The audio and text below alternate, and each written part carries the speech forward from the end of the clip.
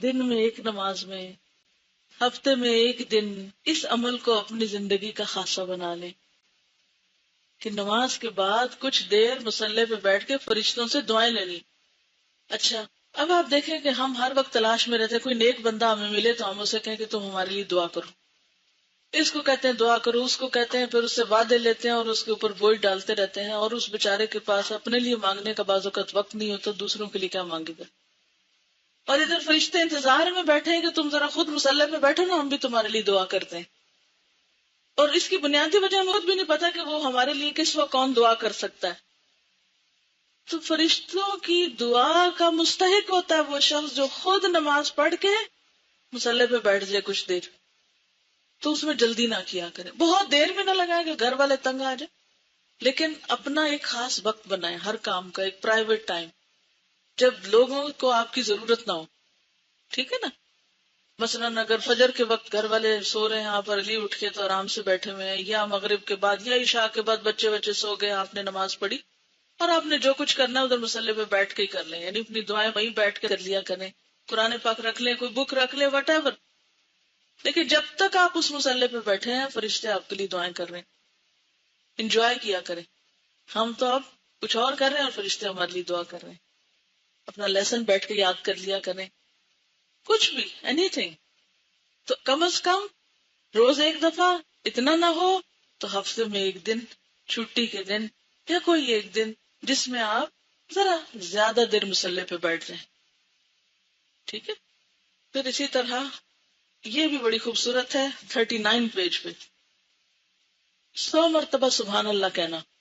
عن ابی ہریرہ رضی اللہ عنہ ان رسول اللہ صلی اللہ علیہ وسلم قال من قال سبحان اللہ وبحمدہ فی یوم 100 مرۃ حطت خطایاہ وان کانت مثل زبد البحر. یہ بھی بخاری کی روایت. حضرت ابو ہریرہ رضی اللہ تعالی عنہ سے روایت ہے کہ رسول اللہ صلی اللہ علیہ وسلم نے فرمایا، جو شخص دن میں 100 مرتبہ سبحان اللہ و بحمدہ کہے اس کے گناہ مٹا دیے جاتے ہیں، خواہ وہ سمندر کی جھاگ کے برابر ہی کیوں نہ ہو. اور سمندر کی جھاگ کے چھوٹے چھوٹے گناہ، جیسے آپ صلی اللہ علیہ وسلم نے حضرت عائشہ سے فرمایا تھا نا، عائشہ چھوٹے چھوٹے گناہوں سے بچتی رہنا، ورنہ وہ کیا کرتے ہیں، وہ ایک ڈھیر بن کے جلا ڈالتے ہیں، یعنی زیادہ ہلاکت خیز ہو جاتے ہیں. بڑا گناہ تو ایک ہی بڑا نا، لیکن چھوٹے چھوٹے مل کے اس سے بھی بڑے ہو جاتے ہیں. ٹھیک ہے نا، قطرہ قطرہ دریا ہو جاتا ہے. تو یہ جو سمندر کی جھاگ والی بات آتی ہے تو میرے سامنے وہی ایک پکچر آ جاتی ہے کہ چھوٹے چھوٹے چھوٹے چھوٹے گناہ ڈھیر لگ گیا ان کا، جن کو ہم نے حقیر سمجھا وہ ایک بہت بڑی کوانٹٹی بن گئے. ایسے چھوٹے چھوٹے گناہوں کی معافی کے لیے اللہ کی حمد و ثنا. پھر آپ دیکھیں تسبیح جو ہے یہ کتنی بہترین چیز ہے. لیکن مشکل پتہ کیا ہے، بات یہ ہے کہ دیکھنے کو یہ عمل بہت چھوٹا لگتا ہے اور آپ کہتے لو یہ کیا مشکل ہے، یہ تو میں آرام سے ہی کر سکتا ہوں. لیکن اصل بات یہ ہے کہ یہ اتنے آرام سے نہیں ہوتا. اصل مشکل پابندی ہے، روزانہ کرنا. صبح شام کی دعاؤں میں بھی یہ عمل لکھا ہوا ہے. کتابیں آپ کے پاس ہیں، کتنے لوگ اب تک کرتے ہیں؟ کتابیں تو سب کے پاس، لیکن فیو ہینڈز ہیں، سارے نہیں ہیں. 100% نہیں کر رہے آپ لوگ. کتنا آسان عمل ہے لیکن 100% نہیں ہو رہا. میں چاہتی ہوں کہ یہ عمل آپ سب میں ہونا چاہیے، کوئی مشکل نہیں.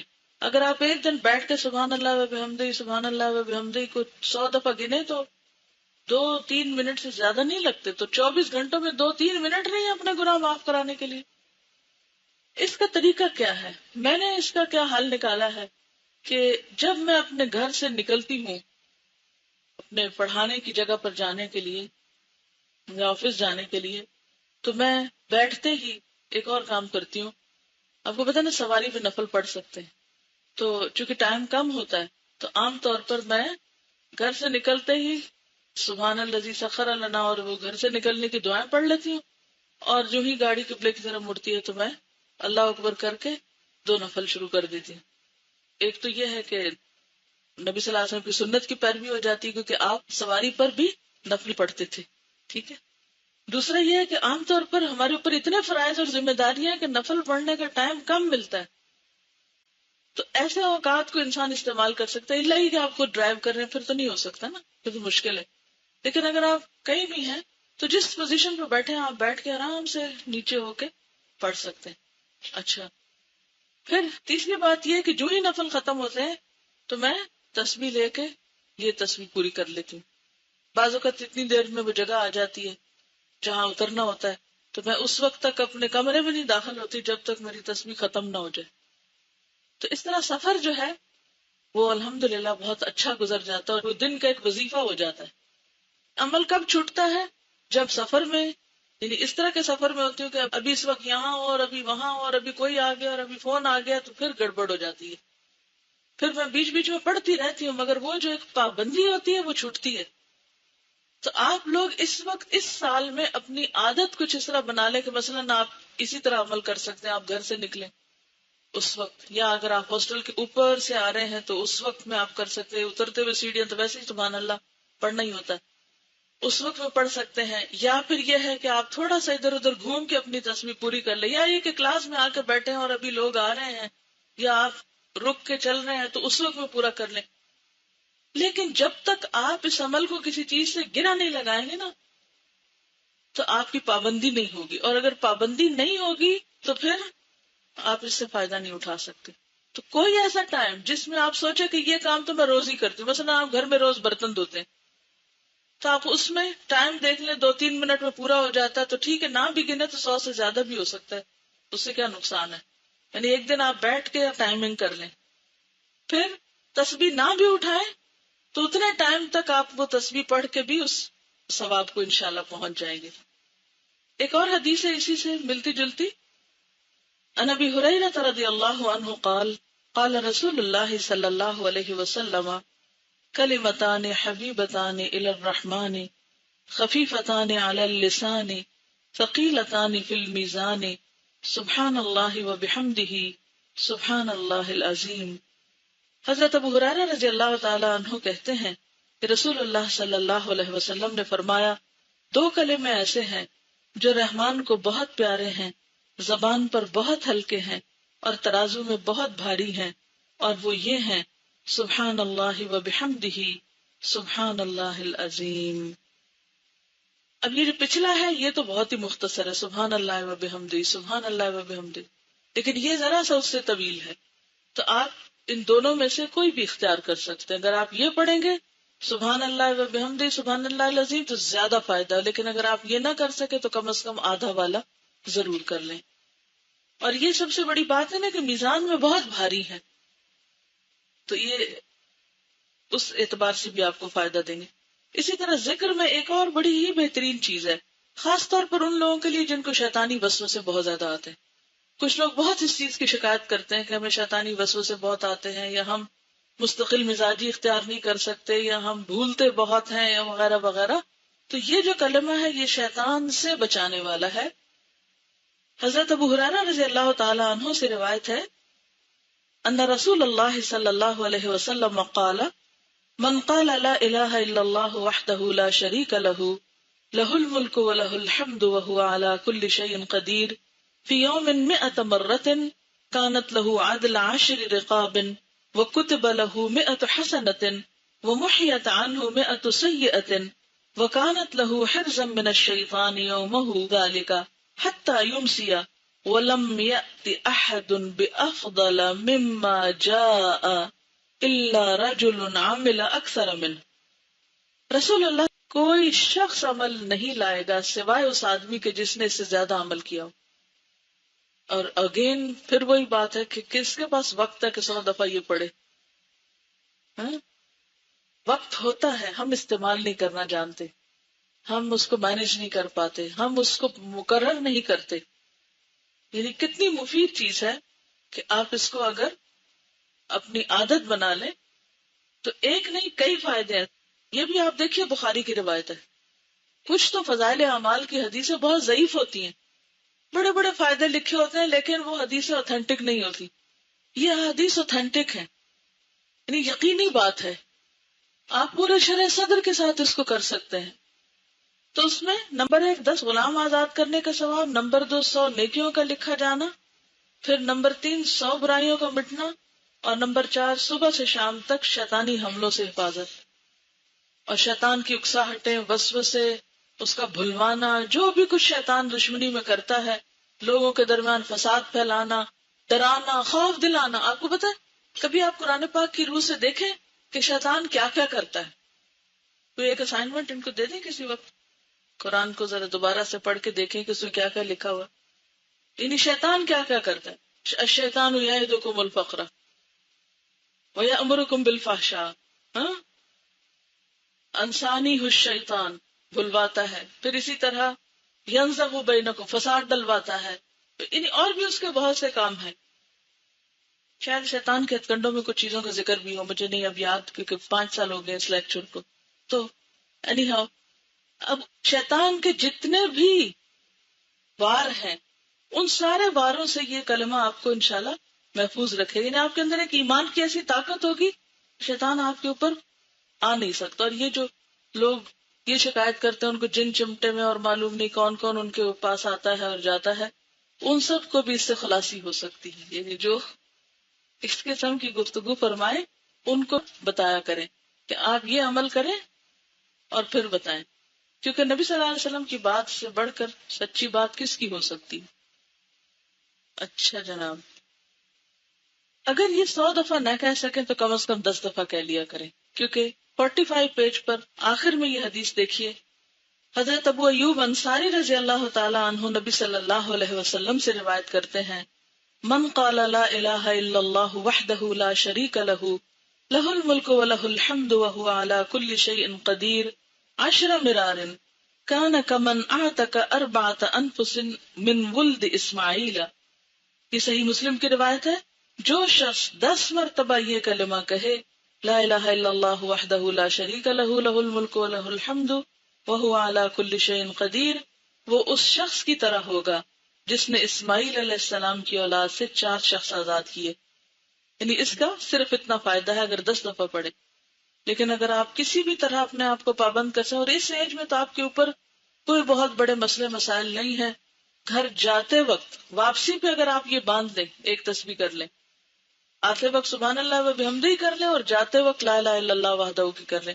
اور اگر ایک دن آپ ٹائمنگ کر لیں، مثلا آپ خود ڈرائیونگ کر رہے ہیں تو آپ کو پتا ہوگا اتنے منٹ میں گھر آتا ہے اور اتنے منٹ میں پڑھ کے یہ کلمہ 100 دفعہ ہو جاتا ہے، تو پھر بھی اس سے آپ کو فائدہ ہوگا. اسی طرح نماز کے بعد جو تسبیحات پڑھی جاتی ہیں اس میں 33 مرتبہ سبحان اللہ، 33 مرتبہ الحمدللہ، 33 مرتبہ اللہ اکبر کہنا، اور 100 کی تعداد پوری کرنے کے لیے لا الہ الا اللہ وحدہ لا شریک لہ لہ الملک ولہ الحمد وہو علی کل شیء قدیر پڑھنا. اس کی ساری خطائیں معاف کر دی جائیں گی، اگرچہ وہ سمندر کی جھاگ کے برابر ہی کیوں نہ. اب آپ دیکھیں کتنی آپشنز آپ کو دی جا رہی. آپ ایک کام کر لیں، وہ نہیں کر سکے دوسرا کر لیں، وہ نہیں کر سکے تیسرا کر لیں، لیکن کچھ نہ کچھ تو کریں. خوش قسمت ہے وہ جن کو یہ سب کرنے کی توفیق ہو جائے، کیونکہ یہ توفیق کی بات ہے، مشکل نہیں ہے، بہت ٹائم نہیں لگتا. ٹائم مینج کرنا خود سیکھیں، کیونکہ ذکر جو ہے وہ الذین یذکرون اللہ قیاما وقعودا وعلی جنوبہم، تینوں حالتوں میں کیا جا سکتا ہے، کھڑے بھی، بیٹھے بھی، لیٹے بھی. آپ کام کر رہے ہیں، آپ کچھ بنا رہے ہیں، صفائی کر رہے ہیں، کچھ بھی کرتے ہوئے آپ ذکر کر سکتے ہیں. صرف یہ ہے کہ آپ کو باندھنے کی اور پابندی کی ضرورت ہے. اور اس میں بھی میں نے خود دیکھا تھا 1.5 منٹ لگتا ہے یہ تسبیحات پڑھنے میں، اور ثواب کتنا زیادہ ہے. اور ایک اور بات یہ کہ آپ نے دیکھا ہوگا کہ نماز پڑھ کے جیسے آپ تھوڑا سا تھک جاتے ہیں نا، تو بیٹھ کے جب تسبیح کرتے ہیں تو آپ اس سے ایک طرح سے آرام بھی تھوڑا سا کر لیتے ہیں. یعنی نماز کے بعد فرض نماز آپ نے اچھی سے پڑھی، اور پڑھنے کے بعد آپ تھوڑا سا فیل کرتے ہیں جیسے آپ you feel tired a little bit، یعنی فزیکلی، تو آپ یہ تسبیح پڑھ لیں، تو پھر دعا کر لیں، تو اس سے آپ کو اور زیادہ اطمینان اور سکون نصیب ہوگا. اور اسی سے ملتی جلتی حدیثیں جو ہیں یہ مزید بھی موجود ہیں، یہ آپ کے خود پڑھنے کے لیے میں نے چھوڑ دی ہیں. اور اس میں خاص طور پر رات کے وقت سوتے وقت اگر یہ تسبیحات پڑھی جائیں، خصوصاً تھکاوٹ کے بعد، آپ بہت تھک گئے ہیں، آپ کو نیند نہیں آ رہی، آپ تسبیح پڑھنا شروع کریں، پوری ہونے سے پہلے ہی سو جائیں گے. میں نے اکثر یہ تجربہ کیا، ایسا سکون آتا ہے کہ پتہ نہیں چلتا کتنی پڑھی گئی اور کتنی نہیں. حضرت فاطمہ سے متعلق یہ حدیث ہے، ان کو تسبیحات فاطمہ بھی اسی وجہ سے کہا جاتا ہے. حضرت فاطمہ رضی اللہ تعالی عنہا نے یہ شکوہ کیا کہ چکی پیسنے سے ان کے ہاتھ پہ نشان پڑ گیا ہے، اور وہ نبی صلی اللہ علیہ وسلم کے پاس ایک لونڈی مانگنے کے لیے آئیں۔ اتفاق سے نبی صلی اللہ علیہ وسلم نہ ملے تو انہوں نے حضرت عائشہ سے اپنے آنے کا مقصد بیان کیا اور چلی گئی۔ جب نبی صلی اللہ علیہ وسلم تشریف لائے تو حضرت عائشہ نے آپ سے حضرت فاطمہ کے آنے کا ذکر کیا۔ حضرت علی رضی اللہ تعالیٰ عنہ بیان کرتے ہیں کہ نبی صلی اللہ علیہ وسلم ہمارے پاس اس وقت تشریف لائے جب ہم اپنے بستروں پر سونے کے لیے جا چکے تھے۔ میں نے آپ کو دیکھ کر اٹھنا چاہا، لیکن آپ نے فرمایا اٹھو نہیں، اپنی جگہ رہو۔ آپ تشریف لا کر ہم دونوں کے بیچ میں بیٹھ گئے۔ میں نے آپ کے پاؤں کی ٹھنڈک اپنے سینے میں محسوس کی۔ آپ نے فرمایا میں تم دونوں کو ایسی ترکیب نہ بتاؤں جو تمہارے لیے ایک خدمتگار سے بڑھ کر ہو۔ جب تم دونوں اپنی خوابگاہ میں اپنے بچھونوں پہ جانے لگو تو 33 بار اللہ اکبر کہو، 33 بار سبحان اللہ اور 33 بار الحمدللہ۔ یہ عمل تمہارے لیے ایک خدمتگار سے بڑھ کر ہوگا، یعنی کوئی خدمتگار تمہیں دبائے بیٹھ کے تو اس سے بہتر ہے کہ تم یہ تسبیحات پڑھ کر سو جاؤ۔ اچھا، اس میں 2-3 اور باتیں بھی پتہ چل رہی۔ نمبر 1، حضرت فاطمہ رضی اللہ تعالی عنہا کا اپنے ہاتھوں سے کام کرنا۔ نمبر 2، آپ صلی اللہ علیہ وسلم کے پاس جا کر والدین سے کسی چیز کی ڈیمانڈ کرنا، یعنی والدین سے سوال میں نہیں آتا، یعنی کسی اور سے جیسے آپ سوال کرتے تو معیوب ہے نا، لیکن والدین کے پاس جا کر اپنی حاجت رکھ سکتے، پیغام بھی بھیج سکتے۔ اب بھی ہمارے یہاں بیٹیاں عام طور پر کچھ مشکلات کا بھی جواز ہے یہاں، کیونکہ آپ نے یہ نہیں کہا کیوں آئی تھی اور کیوں پوچھا اور یہ منع ہے، نہیں، یہ شدت نہیں ہے، بلکہ آپ صلی اللہ علیہ وسلم نے اس کا حل سوچا۔ اچھا، پھر یہ کہ جب آپ تشریف لائے تو وہ دونوں اٹھنے لگے۔ اس سے کیا پتا چلتا ہے کہ کسی بھی بڑے کو دیکھ کر ادھر ہی مزے سے بیٹھے نہیں رہ جانا چاہیے، بلکہ اٹھ کر ویلکم کرنا چاہیے، خصوصاً جب آپ کے گھر میں کوئی آیا ہو، الا ہی کہ آپ بیمار ہو یا کوئی تکلیف ہو یا کوئی ایسی بات ہو جو معذوری میں آتی ہو۔ ادروائز کوئی بزرگ گھر میں آئے خاص طور پر تو اٹھ کے ملنا چاہیے اس کو۔ اچھا، اب آپ دیکھیے کہ چونکہ وہ لیٹ چکے تھے، رات کا وقت تھا، تھکاوٹ کا، سونے کا، تو آپ صلی اللہ علیہ وسلم نے ان کو اٹھنے سے روک دیا کہ نہیں، تم نہیں اٹھو، ہاں لیٹے رہو، جہاں ہو وہیں رہو۔ اور آپ صلی اللہ علیہ وسلم ان کے دونوں کے بیچ میں بیٹھ گئے۔ اچھا، دونوں کے بیچ میں بیٹھ کر آپ نے اپنی ٹانگیں لمبی کی ہوگی، جب ہی آپ کا پاؤں حضرت علی کے سینے تک جا کے لگا نا۔ اور مدینہ میں بہت شدید ٹھنڈ ہوتی ہے، مکہ میں اتنی نہیں ہوتی لیکن مدینہ میں ہوتی ہے، تو آپ کے پاؤں ٹھنڈے تھے۔ تو حضرت علی فرماتے ہیں کہ آپ کے پاؤں کی ٹھنڈک میں نے اپنے سینے میں محسوس کی۔ اور پھر آپ نے فرمایا میں تم دونوں کو ایسی ترکیب نہ بتاؤں جو تمہارے لیے خدمتگار سے بڑھ کر ہو، اور تم یہ تسبیح پڑھ لیا کرو۔ تو اس سے یہ پتا چلتا ہے کہ ذکر الہی ہماری جسمانی تھکاوٹ کا بھی علاج ہے، ثواب کا ثواب اور سکون کا سکون۔ دن میں ایک نماز میں، ہفتے میں ایک دن اس عمل کو اپنی زندگی کا خاصہ بنا لیں کہ نماز کے بعد کچھ دیر مصلی پہ بیٹھ کے فرشتوں سے دعائیں لینی۔ اچھا، اب آپ دیکھیں کہ ہم ہر وقت تلاش میں رہتے ہیں، کوئی نیک بندہ ہمیں ملے تو ہم اسے کہیں کہ تم ہمارے لیے دعا کرو، اس کو کہتے ہیں دعا کرو، اس کو کہتے ہیں، پھر اس سے وعدے لیتے ہیں اور اس کے اوپر بوجھ ڈالتے رہتے ہیں، اور اس بیچارے کے پاس اپنے لیے مانگنے کا بعض اوقات وقت نہیں ہوتا، دوسروں کے لیے کیا مانگے گا۔ اور ادھر فرشتے انتظار میں بیٹھے ہیں کہ تم ذرا خود مصلی پہ بیٹھو نا، ہم بھی تمہارے لیے دعا کرتے ہیں، اس کے لیے ہم تیار نہیں ہیں۔ اور اس کی بنیادی وجہ ہمیں خود بھی نہیں پتا کہ وہ ہمارے لیے کس وقت کون دعا کر سکتا ہے۔ تو فرشتوں کی دعا کا مستحق ہوتا ہے وہ شخص جو خود نماز پڑھ کے مصلی پہ بیٹھ جائے کچھ دیر، تو اس میں جلدی نہ کیا کرے، بہت دیر بھی نہ لگائے کہ گھر والے تنگ آ جائے، لیکن اپنا ایک خاص وقت بنائے، ہر کام کا ایک پرائیویٹ ٹائم، جب لوگوں کو آپ کی ضرورت نہ ہو، ٹھیک ہے نا۔ مثلاً اگر فجر کے وقت گھر والے سو رہے ہیں، آپ ارلی اٹھ کے تو آرام سے بیٹھے ہوئے ہیں، یا مغرب کے بعد یا عشاء کے بعد بچے سو گئے، آپ نے نماز پڑھی اور آپ نے جو کچھ کرنا ہے ادھر مصلی پہ بیٹھ کے ہی کر لیں، یعنی اپنی دعائیں وہیں بیٹھ کے کر لیا کریں، قرآن پاک رکھ لیں، کوئی بک رکھ لیں، وٹ ایور، لیکن جب تک آپ اس مصلی پہ بیٹھے ہیں فرشتے آپ کے لیے دعائیں کر رہے ہیں، انجوائے کیا کریں۔ ہم تو اب کچھ اور کر رہے ہیں اور فرشتے ہمارے لیے دعا کر رہے ہیں۔ اپنا لیسن بیٹھ کے یاد کر لیا کریں، کچھ بھی، اینی تھنگ، تو کم از کم روز ایک دفعہ اتنا نہ ہو تو ہفتے میں ایک دن، چھٹی کے دن یا کوئی ایک دن جس میں آپ ذرا زیادہ دیر مصلی پہ بیٹھ جائیں. ٹھیک ہے. پھر اسی طرح یہ بھی بڑی خوبصورت ہے 39 پیج پہ 100 مرتبہ سبحان اللہ کہنا. عن ابی ہریرہ رضی اللہ عنہ ان رسول اللہ صلی اللہ علیہ وسلم قال من قال سبحان اللہ وبحمدہ فی یوم 100 مرۃ حطت خطایاہ وان کانت مثل زبد البحر. یہ بھی بخاری کی روایت. حضرت ابو ہریرہ رضی اللہ تعالی عنہ سے روایت ہے کہ رسول اللہ صلی اللہ علیہ وسلم نے فرمایا جو شخص دن میں 100 مرتبہ سبحان اللہ و بحمدہ کہے اس کے گناہ مٹا دیے جاتے ہیں خواہ وہ سمندر کی جھاگ کے برابر ہی کیوں نہ ہو.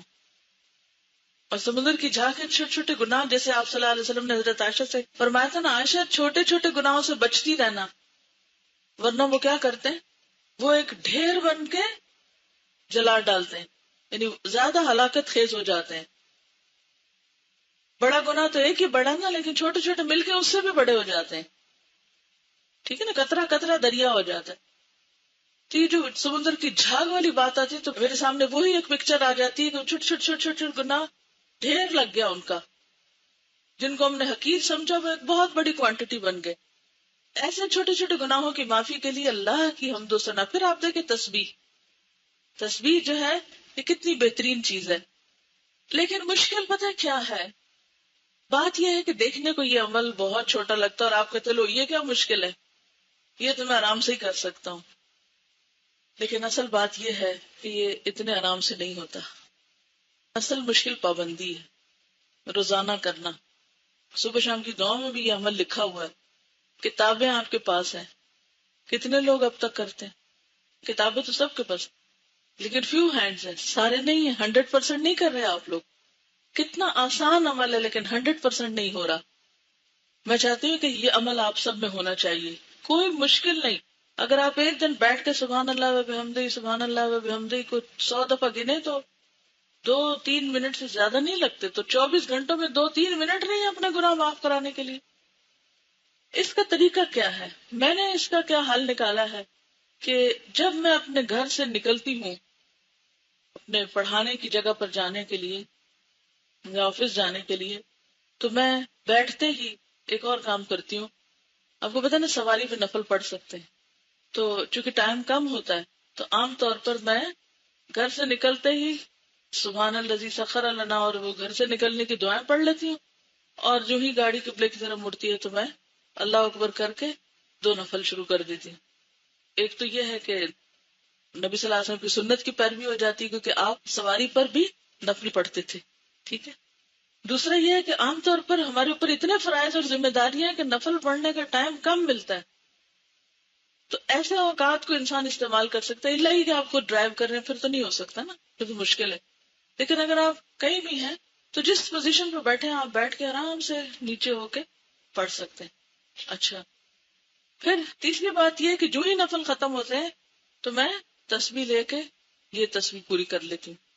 بعض اوقات اتنی دیر میں وہ جگہ آ جاتی ہے جہاں اترنا ہوتا ہے تو میں اس وقت تک اپنے کمرے میں نہیں داخل ہوتی جب تک میری تسبیح ختم نہ ہو جائے. تو اس طرح سفر جو ہے وہ الحمدللہ بہت اچھا گزر جاتا ہے اور وہ دن کا ایک وظیفہ ہو جاتا ہے. عمل کب چھوٹتا ہے؟ جب سفر میں، یعنی اس طرح کے سفر میں ہوتی ہوں کہ ابھی اس وقت یہاں ہو اور ابھی وہاں ہو اور ابھی کوئی آ گیا اور ابھی فون آ گیا تو پھر گڑبڑ ہو جاتی ہے. پھر میں بیچ بیچ میں پڑھتی رہتی ہوں مگر وہ جو ایک پابندی ہوتی ہے وہ چھوٹتی ہے. تو آپ لوگ اس وقت اس سال میں اپنی عادت کچھ اس طرح بنا لیں کہ مثلاً آپ اسی طرح عمل کر سکتے ہیں. آپ گھر سے نکلیں اس وقت، یا اگر آپ ہاسٹل کے اوپر سے آ رہے ہیں تو اس وقت میں آپ کر سکتے ہیں. اترتے ہوئے سیڑھیاں تو ویسے ہی سبحان اللہ پڑھنا ہی ہوتا ہے، اس وقت میں پڑھ سکتے ہیں. یا پھر یہ ہے کہ آپ تھوڑا سا ادھر ادھر گھوم کے اپنی تسبیح پوری کر لیں. یا یہ کہ کلاس میں آ کے بیٹھے ہیں اور ابھی لوگ آ رہے ہیں یا آپ رک کے چل رہے ہیں تو اس وقت میں پورا کر لیں. لیکن جب تک آپ اس عمل کو کسی چیز سے گرا نہیں لگائیں گے نا تو آپ کی پابندی نہیں ہوگی، اور اگر پابندی نہیں ہوگی تو پھر آپ اس سے فائدہ نہیں اٹھا سکتے. تو کوئی ایسا ٹائم جس میں آپ سوچے کہ یہ کام تو میں روز ہی کرتی ہوں، مثلا آپ گھر میں روز برتن دھوتے ہیں، تو آپ اس میں ٹائم دیکھ لیں 2-3 منٹ میں پورا ہو جاتا ہے تو ٹھیک ہے، نہ بھی گنے تو 100 سے زیادہ بھی ہو سکتا ہے، اس سے کیا نقصان ہے؟ یعنی ایک دن آپ بیٹھ کے ٹائمنگ کر لیں. پھر تسبیح نہ بھی اٹھائیں تو اتنے ٹائم تک آپ وہ تسبیح پڑھ کے بھی اس ثواب کو انشاءاللہ پہنچ جائیں گے. ایک اور حدیث ہے اسی سے ملتی جلتی، عن ابی ہریرہ رضی اللہ عنہ قال قال رسول اللہ صلی اللہ علیہ وسلم کلمتان حبیبتان الی الرحمن خفیفتان علی اللسان ثقیلتان فی المیزان سبحان اللہ وبحمدہ سبحان اللہ العظیم. حضرت ابو ہریرہ رضی اللہ تعالی عنہ کہتے ہیں کہ رسول اللہ صلی اللہ علیہ وسلم نے فرمایا، 2 کلمے ایسے ہیں جو رحمان کو بہت پیارے ہیں، زبان پر بہت ہلکے ہیں اور ترازو میں بہت بھاری ہیں، اور وہ یہ ہیں سبحان اللہ وبحمدہ سبحان اللہ العظیم. اب یہ جو پچھلا ہے یہ تو بہت ہی مختصر ہے، سبحان اللہ وبحمدہ سبحان اللہ وبحمدہ، لیکن یہ ذرا سا اس سے طویل ہے. تو آپ ان دونوں میں سے کوئی بھی اختیار کر سکتے ہیں. اگر آپ یہ پڑھیں گے سبحان اللہ وبحمدہ سبحان اللہ العظیم تو زیادہ فائدہ، لیکن اگر آپ یہ نہ کر سکے تو کم از کم آدھا والا ضرور کر لیں. اور یہ سب سے بڑی بات ہے نا کہ میزان میں بہت بھاری ہے، تو یہ اس اعتبار سے بھی آپ کو فائدہ دیں گے. اسی طرح ذکر میں ایک اور بڑی ہی بہترین چیز ہے، خاص طور پر ان لوگوں کے لیے جن کو شیطانی وسوسے بہت زیادہ آتے ہیں. کچھ لوگ بہت اس چیز کی شکایت کرتے ہیں کہ ہمیں شیطانی وسوسے بہت آتے ہیں، یا ہم مستقل مزاجی اختیار نہیں کر سکتے، یا ہم بھولتے بہت ہیں، یا وغیرہ وغیرہ. تو یہ جو کلمہ ہے یہ شیطان سے بچانے والا ہے. حضرت ابو ہریرہ رضی اللہ تعالی عنہ سے روایت ہے ان رسول اللہ صلی اللہ علیہ وسلم قال من قال لا الہ الا اللہ وحدہ لا شریک لہ لہ الملک ولہ الحمد وہو علی کل شیء قدیر فی یوم 100 مرۃ کانت لہ عدل 10 رقاب وکتب لہ 100